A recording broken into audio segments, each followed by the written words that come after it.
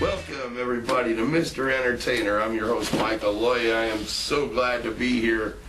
It's actually my first show back on the air here in 2020. 2020's been a good year so far, man. A lot of blessings happening, especially here at the Hands and Feet Foundation on the west side of Jacksonville, Florida, where we film this show. And we've got a lot of great shows on American Hearts Radio that are coming out. We've got Hello World with Barry Hobby up in Atlanta, along with Transforming You. We've got new shows that we're producing here. We got some shows that we're going to be bringing back. And we got concerts coming up. And I also have some great guests for you tonight. And they are with the New Dawn Outreach Church. And it is Kelly and Chastity McKnight. And they're a married couple. And they also sing and play together. And they're very, very entertaining. And they do it all for Jesus Christ and to build God's kingdom and inspire others. And that's what life's all about, you know, is the Great Commission. Go out there and preach the gospel to every living creature in this world. And there's many ways to do that. And television, video, music, comedy, but preaching the gospel and giving the message of the love of Jesus Christ is what I have been commissioned to do, and everybody in this world should do that. I just wish that more people understood what the love of Jesus is, and that's the true compassion and unconditional love that is felt by God. And, you know, I am so humble that I have that love and peace in my heart, and I wish that for everybody. And I guarantee you, after you hear the music from the McKnights and you hear their testimony, you're going to have a lot of love for Christ in your heart as well. We're going to take a commercial break. We'll be right back. Hey everybody, you ready to rock and roll at the rockin' prices at the Rockin' Thrift Store? Shine His Light Thrift Store right in Atlanta, Georgia, man. Tell them American Hearts Radio sent you. Ask for Frankie Holbrook. Tell them, Frankie. And we will hook you up. It's poppin' tags and shopping bags all day at the Shine Shop. Let's go. Rock and roll.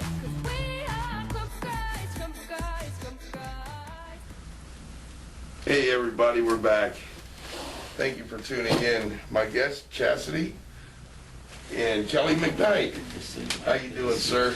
Good to see you. Now, Mr. McKnight is a PhD. What is a PhD? Explain to many people don't know what a PhD is. Post-hole digger? It's got a good sense of humor. A That's PhD great. it's in psychology. Really? And What does PhD it becomes stand a for? doctor of philosophy. Doctor of philosophy? Is that? See, I never knew that. And, you know, Really? and then you have various disciplines, you know, with the degree, and with those degrees. And then Talk to your fans. God's blessed us. God has blessed his education. I was raised by a dad that believed a lot in education, and he wanted to see. And then God blessed us over the years to connect with others that wanted to make it possible for those that couldn't afford it, and had those challenges or couldn't take the time off to be. So you're a psychiatrist? Well, no. No, there's different. Yeah, there's psychologically. a different, the psychiatrist does the prescribing, the Okay. medicines, and then I'm not clinical, so I don't. So you're more of a counselor. Yeah, and that's the Okay. reason I got to be able to do counseling in churches and in the secular field. To give you an idea, and Amy Houston, that you know from Vineyard Transitional Center, they asked us to come to a meeting the other day because she has a secular psychiatrist, another psychologist, a master's therapist, but they wanted the Christian component as well, pastoral counseling. So we're connecting with them to help. How old were you when you got your degree? My PhD, I actually got that at 44 years old. Wow. A little bit later in life. What made you decide to get into psychology? Well, my dad and mom founded a church in Augusta, Georgia, And in fact, we later pastored it. We commuted from Atlanta. We had a marketing company there, Chas and I did. We commuted from Atlanta to Augusta for about 7 years, and had a marketing company there 12 years. So you guys worked in a business together? Oh, yeah. Wow. Yeah. And in fact, right after we first got married, and God opened it. It was miraculous the way God opened it up, and really blessed us during that time. Traveled extensively in the Southeast, but we were back every weekend for church, and God honored that for us, and it just kind of blossomed from there. And then when the church that my mom and dad started in '63 is in the inner city of Augusta, Georgia, and I mean dead in the inner city, like where New Dawn is located, and the church also that we help. Gospel Ministries, which is right down from New Dawn, there in the heart of Springfield. So we're there every week, 2 or 3 different locations, ministering.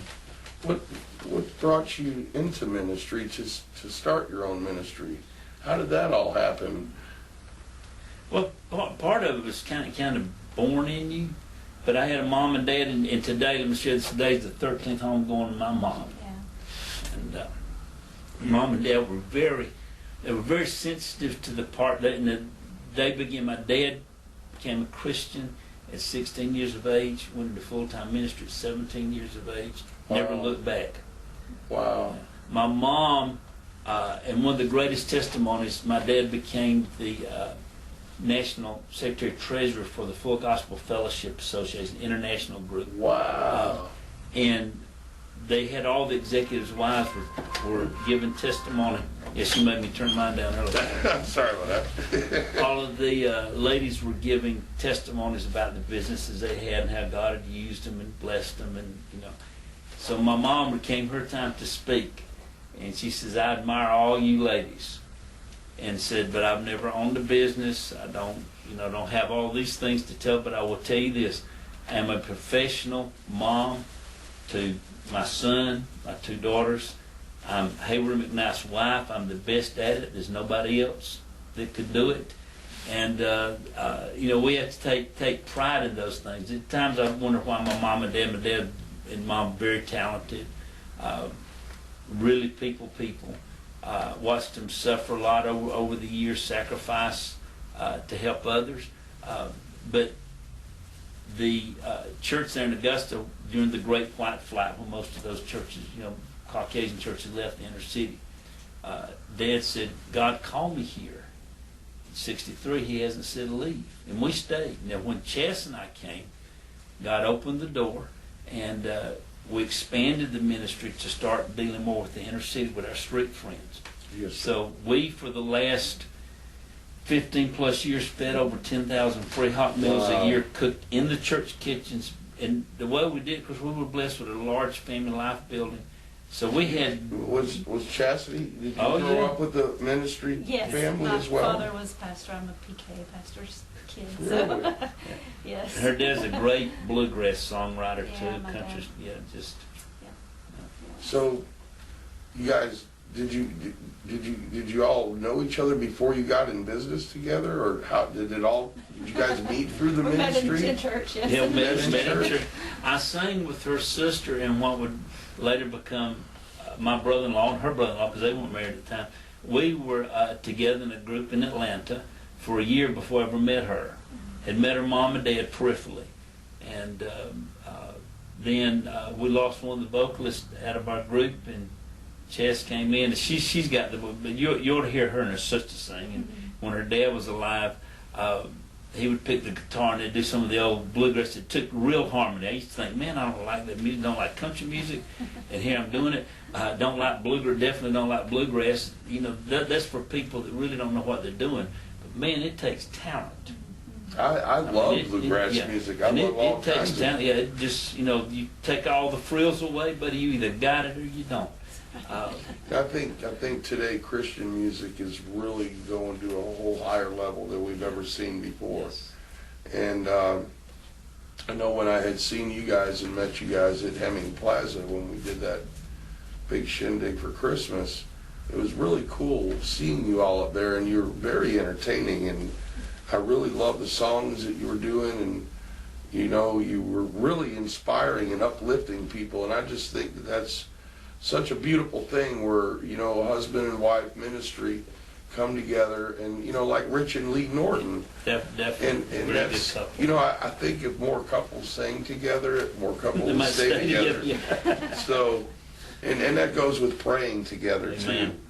And that's what I found in my relationship with, you know, and keeping God first and praying with each other. I mean, that just gives you such a whole different feeling, a strength, that unity, you know. And it's tough when there's people out there that trying to make it on their own, without, you know, by themselves, without having a significant other that they can lean on.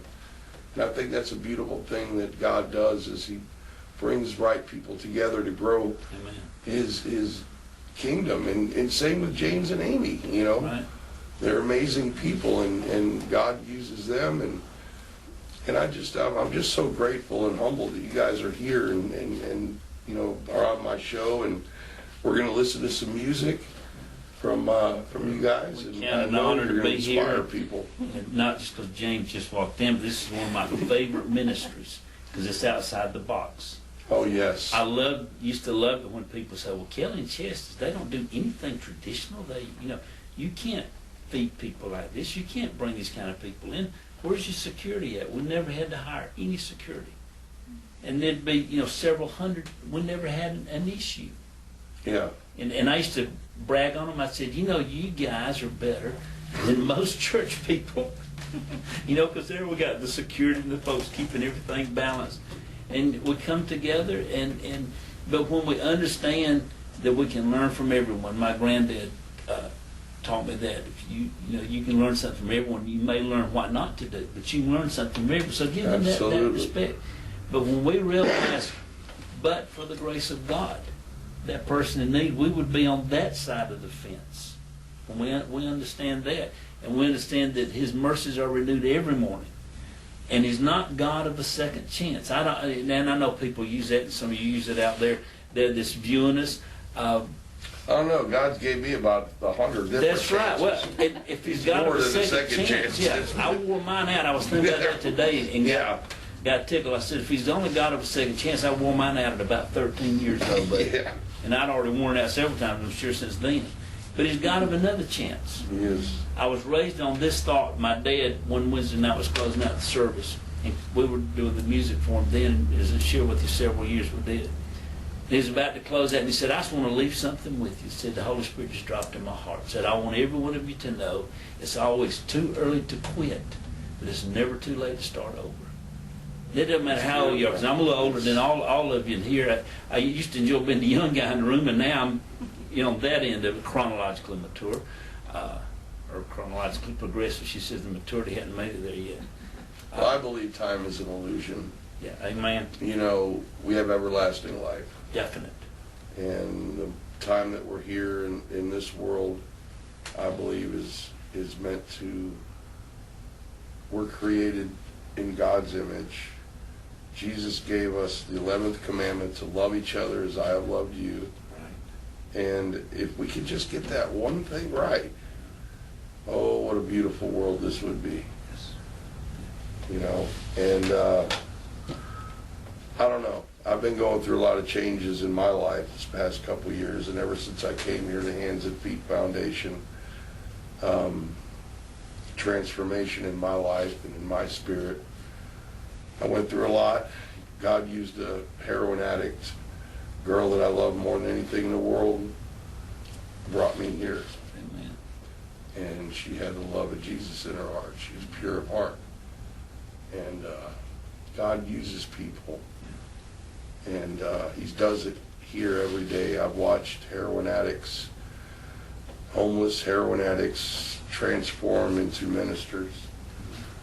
And for that, They got a story to tell. to experience that and witness the things that I've witnessed here, and to feel the love of Jesus Christ through James and Amy and through what this ministry does, I want to share it to the world.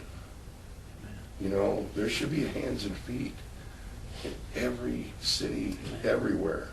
feeding everybody every day, daily fellowship like Jesus told us to do. Why the big churches don't do it, I don't know. I don't understand. That was the New Testament model. They came together every day. They fellowship. They had Yes. feasting together. They, not just communion, not just the Eucharist, not just the Lord's Supper. They ate a meal together. But they also bear each other's burdens. You They know, sang and said there's none of them were left out. They were all, and it's just, I don't get it. I mean, this is a crazy world we're in. I'm more of a spiritual person today than I ever was. You know, I was really wild. In fact, me and my executive producer, we were both wild men and met in jail, and God put us here. So, it's just an amazing thing. And do you guys write your own songs? We write a lot of our work, and then we do some traditional, some of the your contemporary, some old, what they call Southern. We've been called everything. The old hymns? From Southern gospel to blue-eyed soul gospel to, somebody introduced one that said we're progressive Southern newgrass gospel. So I don't know where That's pretty cool. Where it fits in that. You need to add some rap in there. Yeah, they. I've tried. I got a couple of them. I have. I can't quite do it I that don't get fast. it, man. I can't do it. But we're gonna have some great rappers though coming in. I the can move, 14th. but I can't rap. I'm looking forward to that. But we do have some songs that we've done. Originally, and we're moving more to that. You commented earlier, and I don't know how long it's supposed to go, so they netted this out and whatever. It's okay. But you alluded to the music in the church today. One thing we don't ever need to get into the places I was as a younger man, that would say, let's do away with this genre of music in the church, because there's something in all of it. Those hymns told some absolutely. great stories. Lately I've been reading some of Charles Wesley, who was John Wesley's brother, some of the songs he wrote in the late 1700s. Now, because you're reading it in the Queen's English, so it's a little different. Powerful words. Some of the old hymns we were raised Pentecostals, and her dad was Independent Baptist, which was Baptist. I was Roman Catholic. Part of it. Okay, so but the Roman Catholics have some great hymns. If you go through and you read them and understand that story, not to just become so liturgically restricted that we can't worship. The Holy Spirit has to have charge of the music. Yes. That's when the song is sold. Whether it's Leonard Skinner rocking on there or whomever it is, or the church. It's got to be sold from the There's heart. a lot of gospel undertones in Southern rock. Oh yes, yeah. A lot with Skinner. A lot. About I faith, still worship man, Sweet about Home belief. Alabama every now and then. Well, Simple Man. Look at. Oh yeah. You know. And what's the one that our guitarist did, Ronnie, in the church? Can't you see? Yeah, can't you see? And he rewrote, made it into. And I'm the first time he went to do it. Now we're predominantly Southern gospel style church traditional. We were kind of moving that away, but he cranked that on. You could see the folks sitting there looking like first, But as he sang from his heart, dude, very talented man. God bless us, some talented musicians there. But as he sang from his heart, it changed the entire atmosphere. I tell you, music does amazing things for the heart and the spirit and the breaks soul. some walls. And it's a universal language. Yes, definitely. And we're gonna hear that in just a minute. We'll be right back after this commercial break with Chastity and Kelly McKnight. I'm so happy you guys are We're here. glad to be with you. Thank you, Thank you so much, and you guys are in for a treat. Stay right there. We'll be right back with the McKnights on Mr. Entertainer. Rock and roll. Hi, we're Rich and Lee Norton with the Hands and Feet Foundation. Hands and Feet is a wonderful ministry where we serve on the west side of Jacksonville, Florida. And this is a ministry that's near and dear to our heart. There's so many wonderful things that happen out there. Come to 7478 103rd Street, Jacksonville, Florida, or you can go to handsandfeetfoundation.org, or if you want to go to Facebook, Hands and Feet West Side. Come and see what we do. Check us out. If you'd like to give or if you'd like to donate your time, whatever it may be, I mean, we're just loving this ministry, love for you to be part of it as well.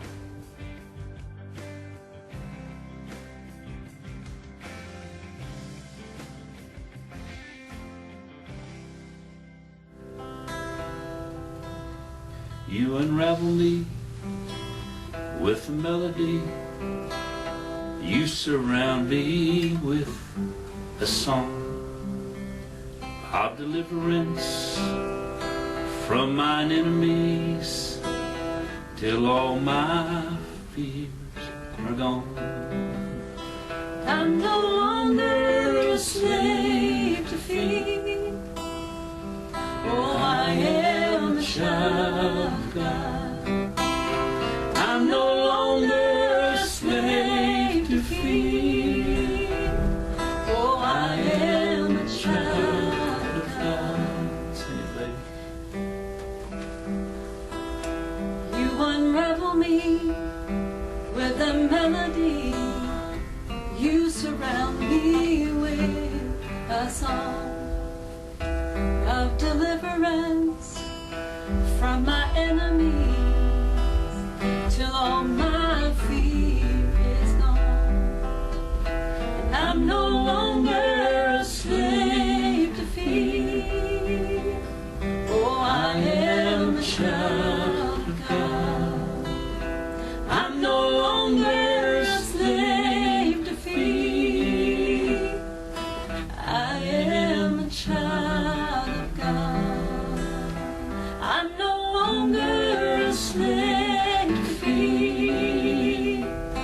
I am a child of God. Yes, I'm no longer a slave to fear. I am a child of God. From my mother's womb, you have chosen me. You have called me by my name. And I've been born again into your family. Your blood flows through my veins.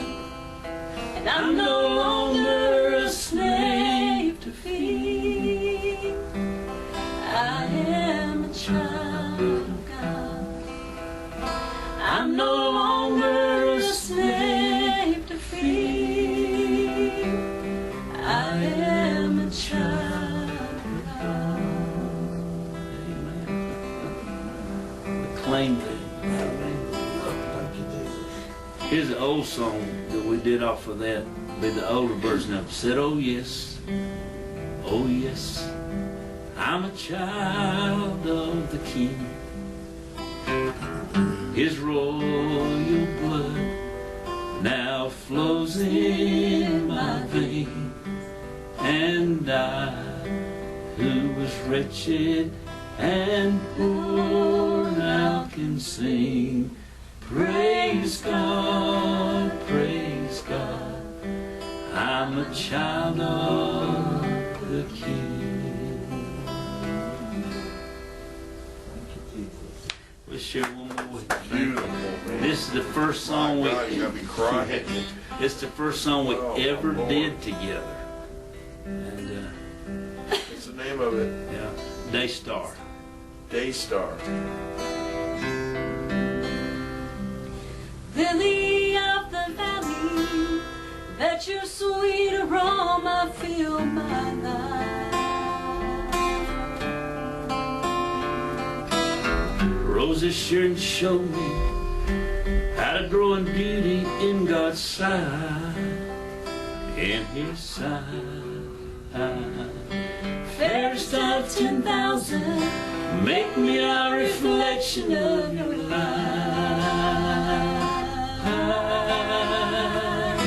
Daystar, shine down on me, let your love shine through me in the night. Lead me, Lord, I'll follow.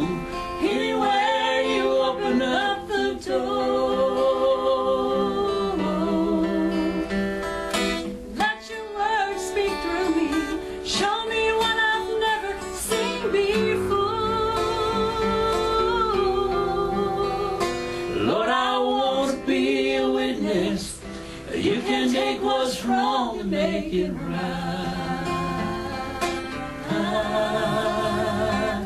Day stars shine down on me. Let your love shine through me in the night. Lord, I see a world that's dying, wounded by the master of deceit. I was wandering in the darkness, haunted by my past and much defeat, much defeat. Then I see you standing there, Lord, shining with compassion in your eyes. Day stars shine down on me, let your love shine through me in the night. Amen.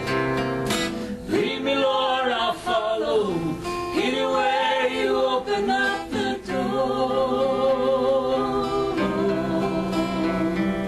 Let your word speak through me. Show me what I've never seen before. Lord, I want to be a witness. You can take what's wrong and make it right.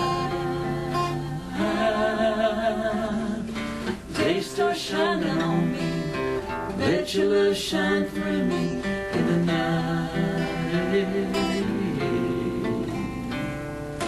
Day stars shining on me, let your love shine through me in the night. In the night. Day stars shining on me, let your love shine through me in the night. In the night. In the night. Amen. Amen. Beautiful. Wow. Amen. Amen. Amen. Thank you so much. Thank you guys. Thank you guys for That was absolutely For having us. really beautiful. I can't wait for the video to come out.